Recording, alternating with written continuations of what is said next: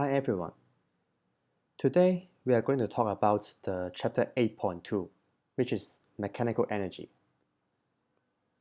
This chapter is all about kinetic energy and potential energy. But before we go into this chapter, I would like to review another example with you, which is the example 4 in page 4. Example 4 in the notes chapter 8, page 4.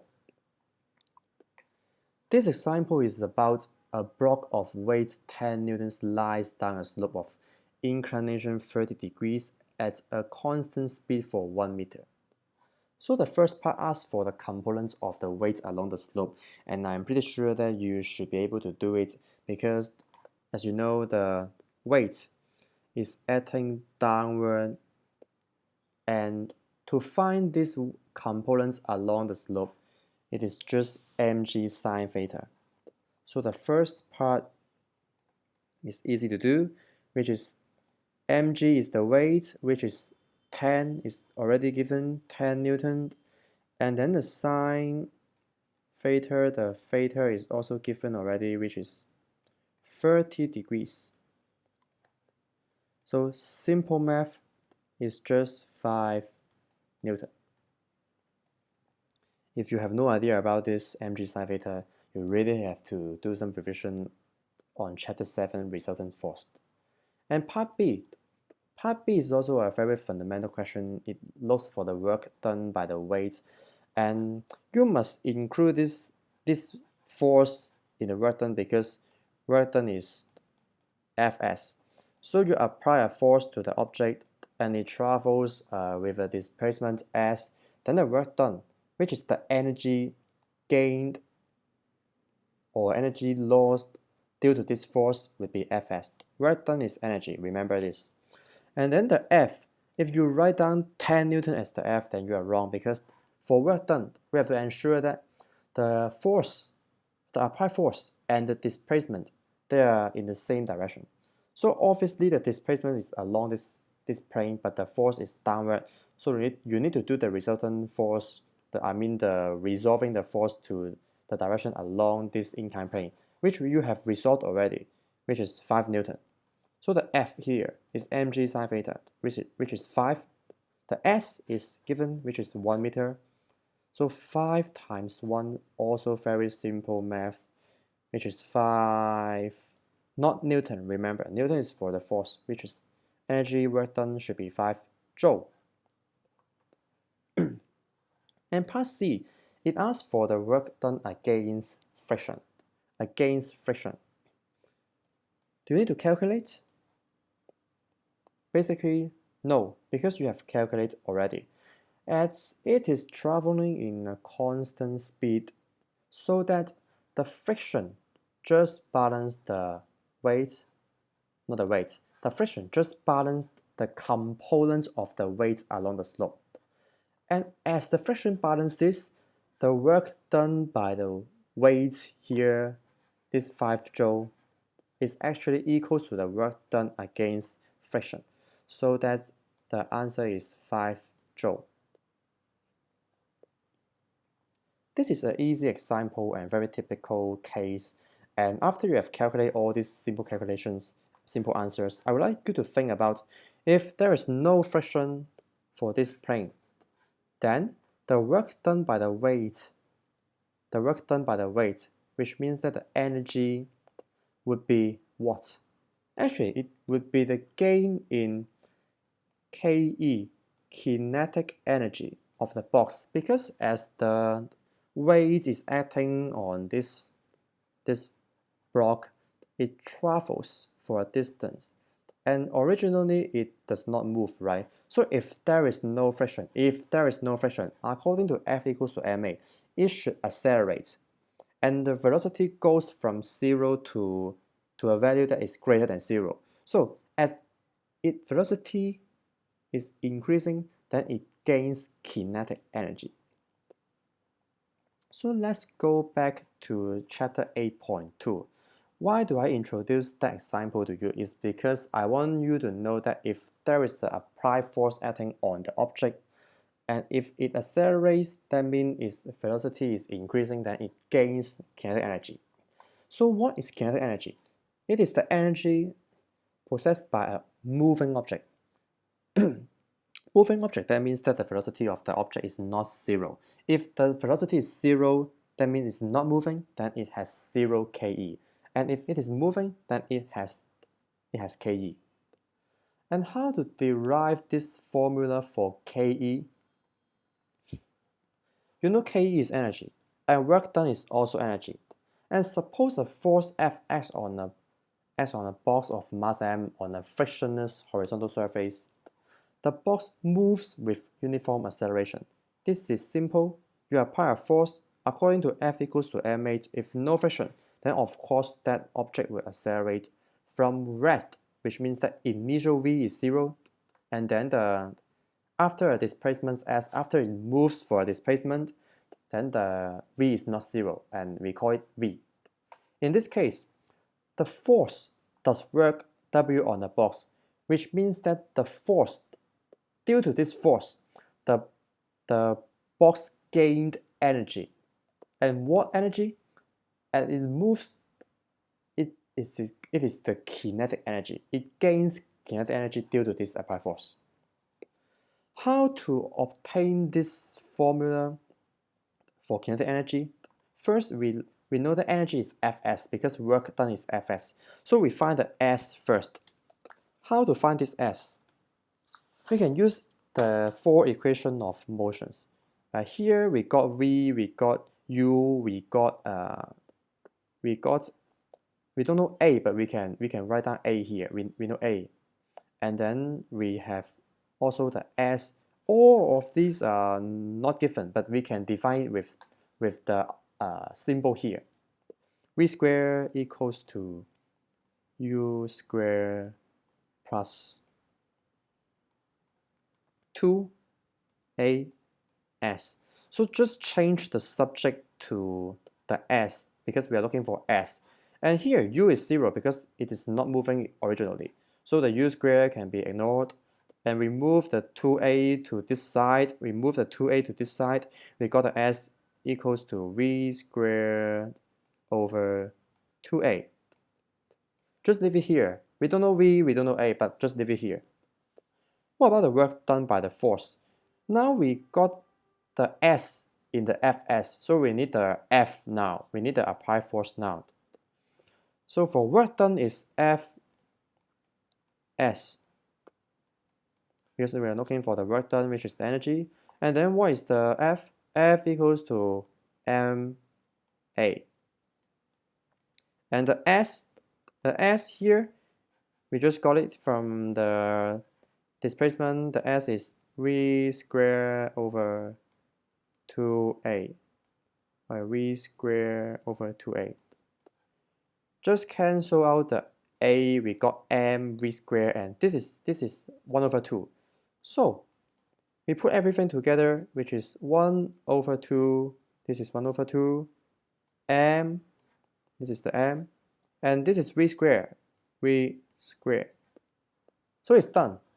We know that the work done by the force F, which is the energy gain, which is the kinetic energy gained for the box, is 1 over 2 mv squared. They are the same. Fs and 1 over 2 mv squared, they are the same. But this time we use the velocity to represent the ke gained by that object. After we got this formula, we can look at the graphs relating ke and v for constant m. Because if the m is not constant, if the m is changing, then the ke would not be constant, would not be the same. So this time we fix the m and look at the relationship between ke and v. So you can see the relationship between ke and v is ke equals to 1 over 2 mv squared, but not just v, it's v squared. So when v increase, the ke will increase in a greater extent. So that you can know that this time ke against v is not a straight line. It should be a curve. But for ke and v squared, they are directly proportional, so it should be a straight line. And then we can look at the change in ke.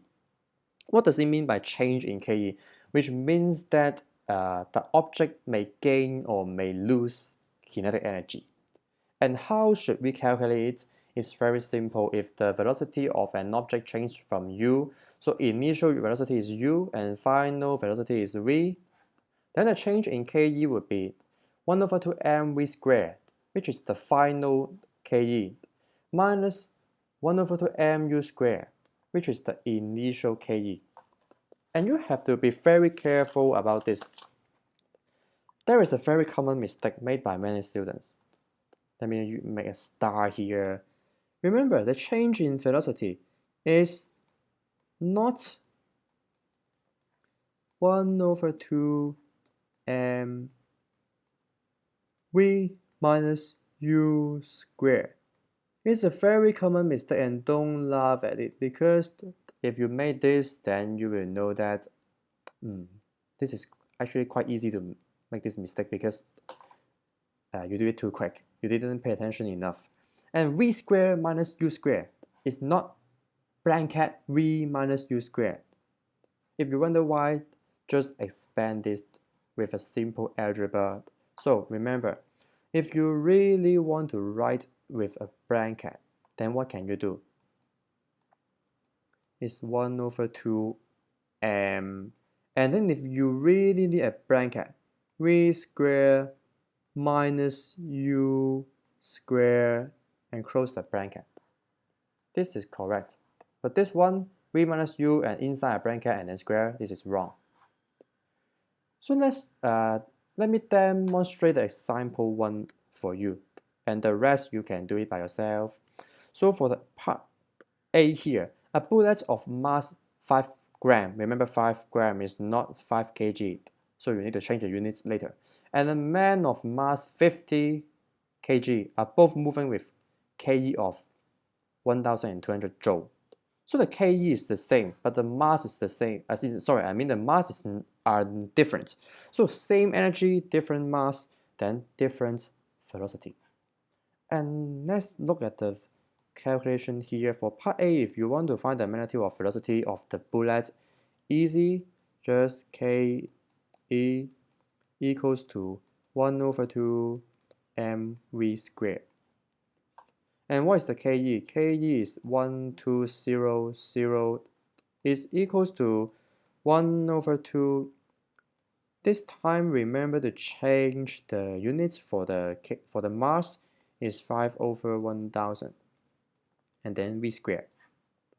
And just use your calculator, you will know that the velocity for the bullet is 693 meter per second.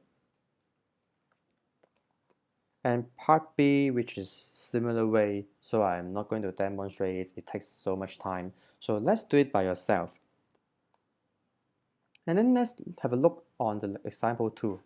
A car of mass 1200 kg is moving at 60 km per hour. So you see km per hour here. If you want to calculate it, then you also need to change the unit. And I'm pretty sure that we have covered changing this unit in the lesson already. So if you're not sure, look at my Google Drive. I should have one document explaining this in the Google Drive. And I just want to mention this part B. Part B you don't have to calculate, because if you know the relationship between the velocity and Ke, then you know that if the V double, how would the Ke change? Smart students, you know it. And example 3 is just about graph, because in DSE it's very common to assess your ability or understanding in the graph, especially for force and motion. So this time is about a high diver jumps up into the air from a springboard and then it falls. So it jumps, it goes upward, and then it goes. She or he jumps, he or she goes upward and then falls, which means goes downward. So look at the Ke and try to relate the Ke and the motion. Okay, next part. We have talked about the Ke. This time is about the Pe, the potential energy. And this time, this potential energy is about gravitational potential energy. And simplified, which is gravitational Pe. What is gravitational PE? It's a type of potential energy. This is the energy stored in an object when it is raised to a higher position. In simple words, if we raise the object higher, then it has more gravitational PE. And if we put it down, if we lower its position, then it will lose gravitational PE, so it has a smaller gravitational PE. And this time the derivation, which means that how do we obtain the formula for gravitational PE, is easier than that of Ke. Suppose a box of mass m again, and we lift this box with a constant force F to a height h. So it moves for displacement h above the ground at a constant velocity. And in this case, F does work on the box, which means that this box actually gains energy, and this energy is becoming the potential energy. And you may wonder why it's not Ke, because it moves, right? Yes, during the process, lifting this box, it actually moves. However, this time we consider the initial and final V. The initial velocity, because it's not moving initially, so the initial velocity is 0. And at the final stage, it doesn't move, because after you lift it up and it stops, right? So the final velocity is also 0. So what is the change in velocity when we are looking at the initial and the final stage? Initial 0, final 0. So change in V, change in velocity is 0. And Ke is 1 over 2 mv squared, as the V is both 0 for initial and the final stage. So the change in Ke is also 0, because 1 over 2 m and then 0 squared, then it's 0. And what is the energy gained by this object, which is the potential energy? For convenience, sometimes we set a reference level that at that position, the PE is 0. So as you know, it is lifted for a height h, then obviously at the final stage here, the PE is not 0. This time we look at the applied force here, and as it is moving in a constant velocity. For constant velocity, net force is 0, so that the applied force for lifting it is equals to the weight, which is mg. So easy mg here. And the work done, the energy gained due to this force by this object, which is also Fs, and this time is simple because this time the force is mg. And the displacement is h. So that mgh, the gravitational PE, the potential energy gained by this object after raising it to a height h, is mgh. I think this is easy to understand, easier than the Ke. So remember mgh.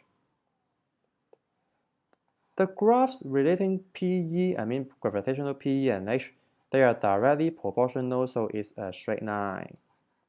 And then if an object is lifted for a height delta h, why delta h, not just h? Because it's the change in the height. So the change in gravitational PE is mg delta h. It's just it's like mgh, but this time it's the change in height. Actually, it's always changing. The height is always changing if you're talking about lifting it or putting down the object.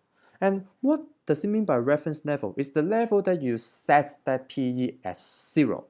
It's your choice, which means that PE, gravitational PE, is about comparison, comparing the different height. So I will illustrate this with an example. Suppose this is the ground with an object here, and the same ground with an object here. Sorry about this. This may not look straight, but consider this is a straight horizontal line here, and also for this one. And then if you move it with a height of h, and it goes upward, and if you set this if you set this as the reference level which PE is 0, then here for the height here, is it negative? Yes. This would be a position of negative h, right? Because this displacement is h. So here, we set this potential energy as 0, and this potential energy would be mg and negative h. So the change in PE here, the change in PE, what will it be? Which would be mg times 0 minus mg times negative h, which is mgh. What if we set the reference level at other position?